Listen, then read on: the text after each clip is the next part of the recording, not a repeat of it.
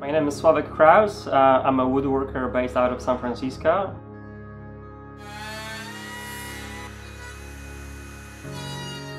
The client has some background with design, and he finally wanted to have a nice piece for his home.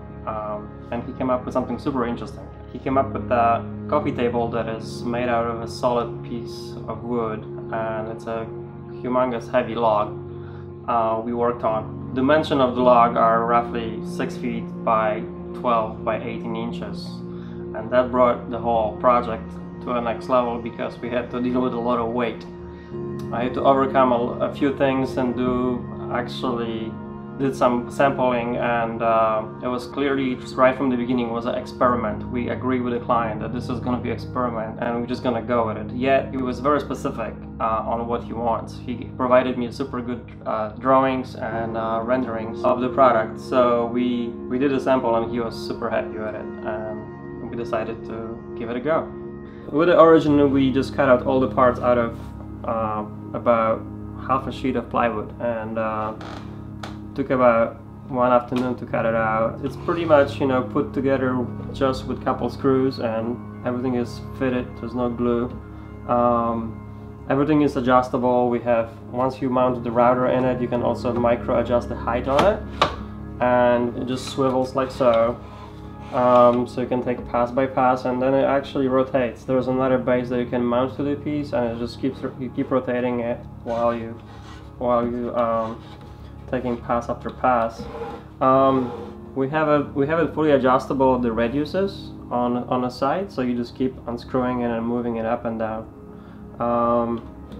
Yeah, it's just pretty cool, creative way to come up with something like that, I think, and can be applied to a lot of things in the future. So the log is featuring a couple cool things. The whole shape of the coffee table is quite organic on the outside, but this was kind of definitely more of a machined look, modern look that client has requested. It would be quite difficult to do it with the hand tools. And so one of the obvious challenges on this project was the weight of the log. The log was 350 pounds, and once we dried it, and moving that puppy around was not an easy thing, especially after we burned it. The whole surface was very fragile, like you can literally peel it off by touching it, and so we had to seal it with couple coats of sealer, and then we were kind of getting ready to mill it before we do final finish on it.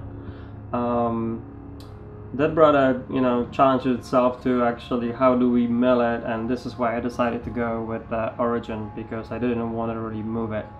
It was just too big of a liability at this point. We've spent months drying it, and it was kind of one-time shot. But before that, obviously, we did this sample where a client approved and he was really happy with it. So that's kind of flexible. If you can just bring the machine to the material, make a mock-up, that saves you nice insurance, and you can also just not only try the the new way of doing things, but also you can show it to your client, and usually that's a golden ticket right there. The accuracy of the origin was right there.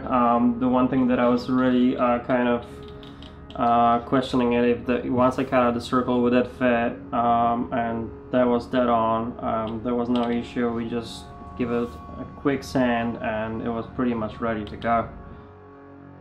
One more item that we did on the end is, because it was such a unique piece, a client actually asked me to sign it, and usually what you would do, you would burn the wood, with your signature or your company logo. However, this log was already burned, so that was not an option.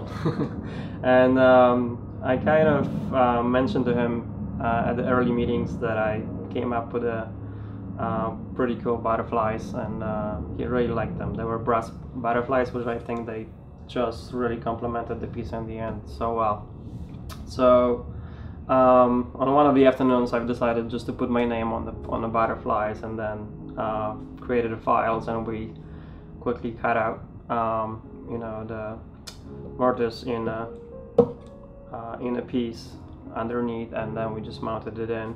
That was pretty just a cherry on the top, and the client really loved it too. He was really stoked on that. So it was just not a creative way you can do things when you have right tools, and it wasn't really time consuming, but it just allows you to do things a little bit different. So